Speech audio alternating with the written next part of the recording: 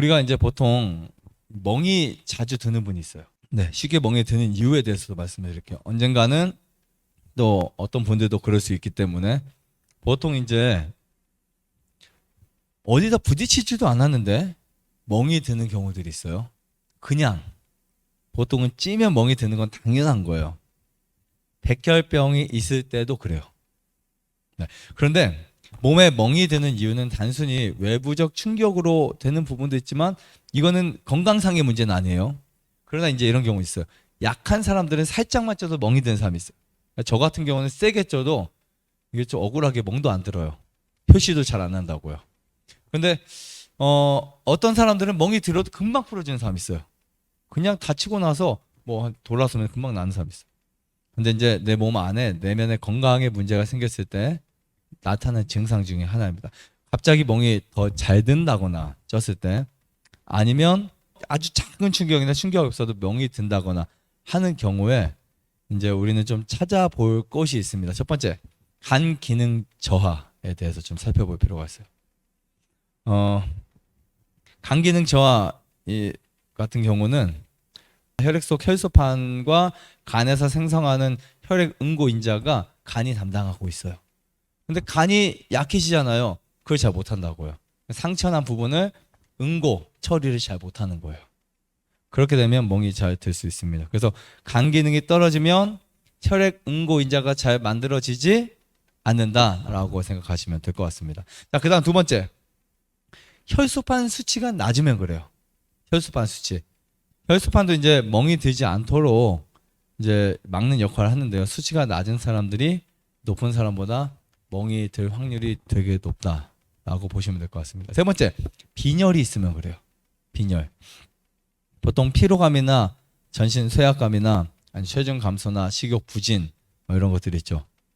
그런데 보통 코피도 나고 잇몸 출혈 등의 문제가 나타난다면 이런 것들이 전반적으로 다 갖고 있다. 그럼 나는 백혈병 아닌가 의심을 하시고 진단받는 거 중요하다고 생각합니다. 그냥 넘어가면 안 돼요. 잇몸에 피가 많이 난다.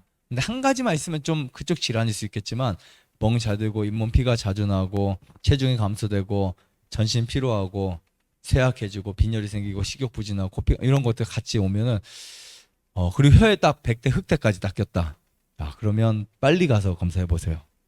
자, 네 번째. 원래 약한 피부를 가지고 태어난 경우가 있어요. 네, 아이 같은 경우. 그래서 그런 증상이 어렸을 때부터 이제 있는데, 근데 이게요, 어렸을 때만 그러면 괜찮은데 그게 안 바뀌고 계속해서 어른이 돼도 노인이 돼도 그렇게 되는 경우가 있습니다. 그런데요, 나이가 들면 혈관을 보호해주는 피부 속 이 진피층이 약해져서 작은 충격에도 이제 약해지긴 합니다. 그래서 우리가 보통 혈관을 건강하게 하거나 간을 건강하게 하는 것이 필수라고 생각이 돼요. 그리고 이제 일반적으로 아스피린과 항응고제와 같은 약물을 우리가 사용하게 되면 혈액 응고 능력을 감소시켜서 멍이 들 수 있어요.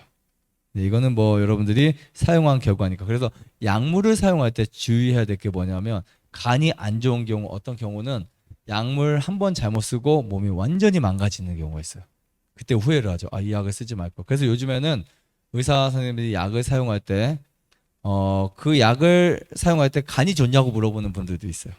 맞죠? 간이 안 좋으면 약을 사용할 수 없는 경우도 되게 많습니다. 그 다음에 어떤 약들은 이미 한번 망가진 간에 치명적인 손상을 줄 수 있어요. 여러분 계산을 잘 하셔야 돼요. 생명과 관련되지 않는 것일 때 여러분들이 약을 구태여 쓸 필요는 없다라고 저는 생각을 합니다. 약은 간, 신장 뿐만 아니라 여러분들의 피부, 우리 세포를 망가뜨릴 수 있어요. 자, 그 다음에 항암 치료 받고 있을 때 역시 네, 그럴 수도 있고요. 항암 치료를 받으면 지금 내 몸이 아닐 수가 있어요. 완전히 변해버립니다. 갑자기 손발도 시리고 그런 경우 있죠. 아니면 막 정신력도 없고 그 다음에 코피도 잘 나고 기력도 없고 식욕도 없고 이런 경우도 있지만 영양 부족인 경우에 멍이 잘 들 수 있어요. 근데 우리가 보통 생각할 때 이렇게 기력 있고 하면 영양 부족이라고 생각하는 사람 별로 없어요. 맞죠? 힘이 있고 일할 수 있으면 영양 부족이라 생각 아무도 안 해.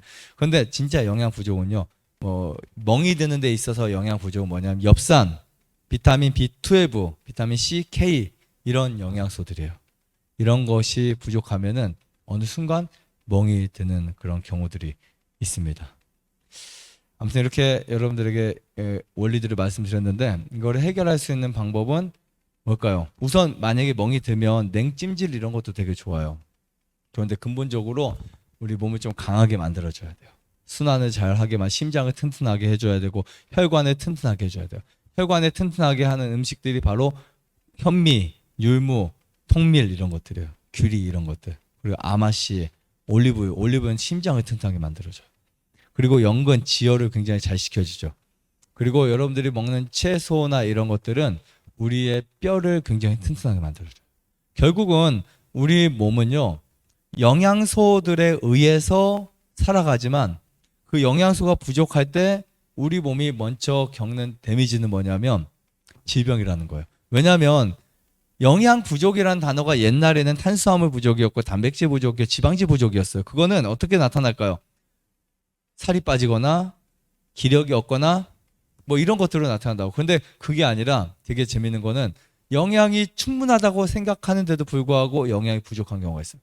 고기 아무리 잘 먹어도 비타민 부족하면 상체 회복이 안 됩니다. 고기 먹으면 염증이 더 많아져요. 그러니까 몸의 회복이 늦게 되는 거라고요. 이렇게 음식을 잘 섭취하는 것이 멍이 드는 부분도 해결할 수 있는 방법이라고 생각합니다. 그래서 이런 원인들이 여러분들이 잘 살펴서 딱 체크를 해서 고치면 쉽게 해결할 수 있어요. 돌아서 해결하는 것이 아니라, 그러니까 모든 증상들은 여러분들이 관찰하셔야 돼요.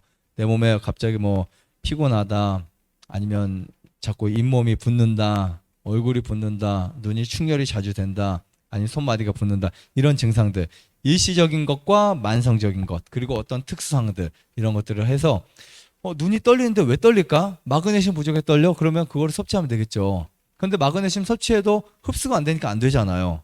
이런 경우 어떻게 해야 될까? 이런 것들을 하나하나 여러분들이 배워 나가시면 되게 좋을 것 같아요. 이를테면 마그네슘 부족할 때 바나나도 좋지만 미네랄 소금이 훨씬 좋아요. 근데 그것을 물과 함께 먹으면 우리 몸에서 잡아주고 그것이 굉장히 빠른 속도로 치료해 줍니다. 일주일, 열흘이면 눈 떨리는 거 웬만하면 거의 다 해결될 수 있어요. 좋아요, 구독. 안에다가 눌러주세요. 눌러주세요.